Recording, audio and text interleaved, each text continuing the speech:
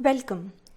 In this video of Inkpot, we are going to discuss the relation between tax rates and revenue.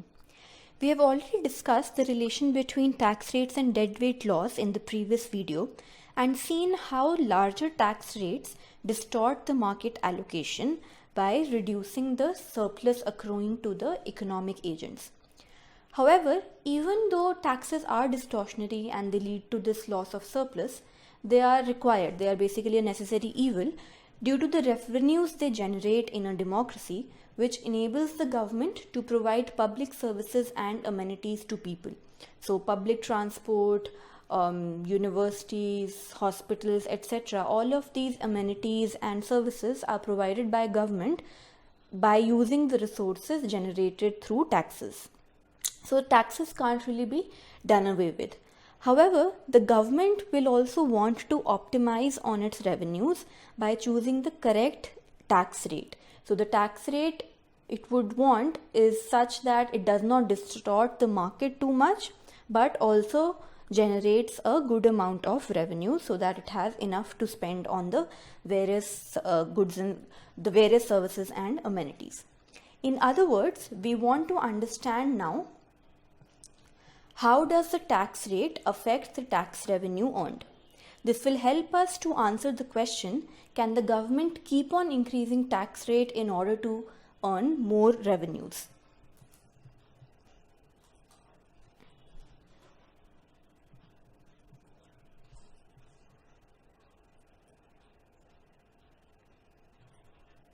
We will see that it is not as simple as it sounds. So we will be able to answer this question once we look at the relation between the tax rates and the tax revenues. There is an important curve in economics known as the Laffer curve, which diagrammatically represents the relation between tax rates and tax revenues. It plots the tax rate T on the x-axis and revenue, indicated here by TR, on the y-axis.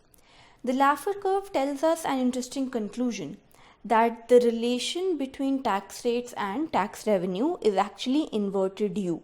It is not throughout increasing like this. So if we had a curve like this, then this would indicate that as we keep on increasing taxes, the revenue also increases. However, this is not the actual relation between tax rates and tax revenue.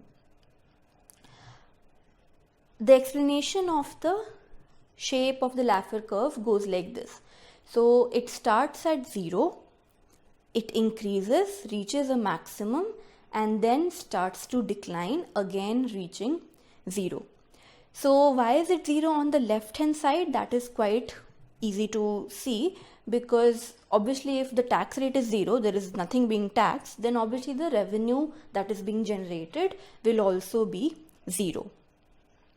However, at a very high tax rate, indicated here by T max, again we see that the revenue drops to 0. So at this T max, the revenue is 0. Why is this?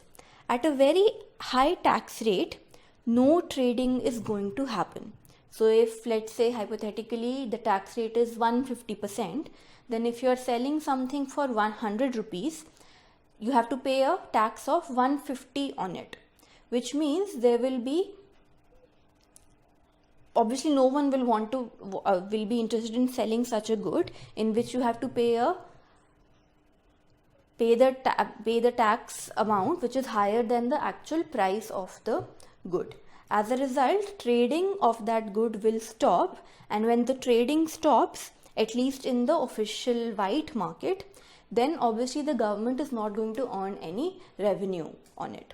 So it is said that very high tax rates actually result in underground or black economy, but then the transactions of the black economy are not under the purview of the tax regime. So the government doesn't earn any revenue from the trading of those goods. So high tax rates actually deter actual trading. It harms the economy and the market because the market shrinks by a very large amount, and therefore eventually the government gets hurt on its own because it loses all of the revenue.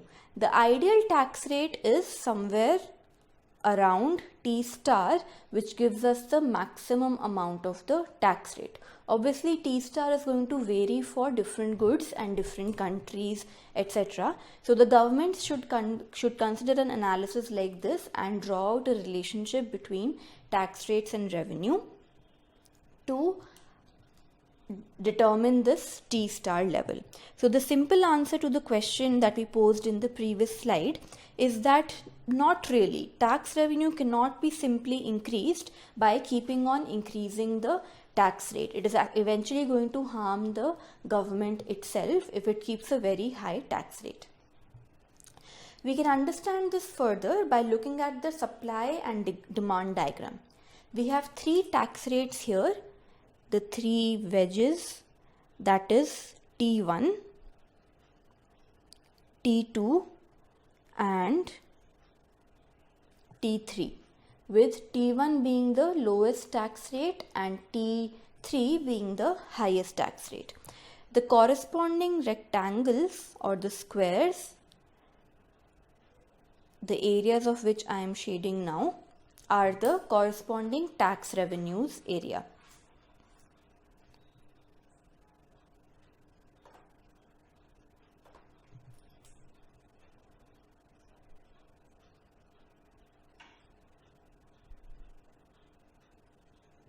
So the red one indicates the tax revenue earned through tax rate T1, the green is through T2 and the purple crossed out one is T3.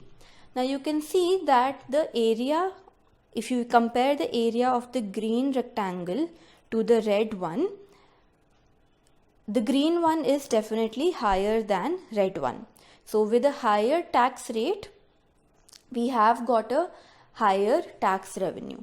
However, if you compare T2 to T3, since with T3 Q3 has fallen a lot, it is possible that this total area is actually less than the total area of the green rectangle.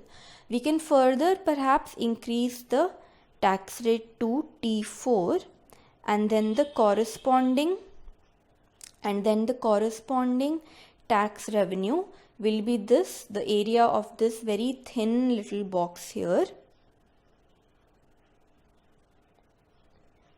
This thin box here, which definitely tells you that with a very high tax rate, the tax revenue can actually fall. And sometimes with a very, very high tax rate, it can sometimes fall to 0 as well.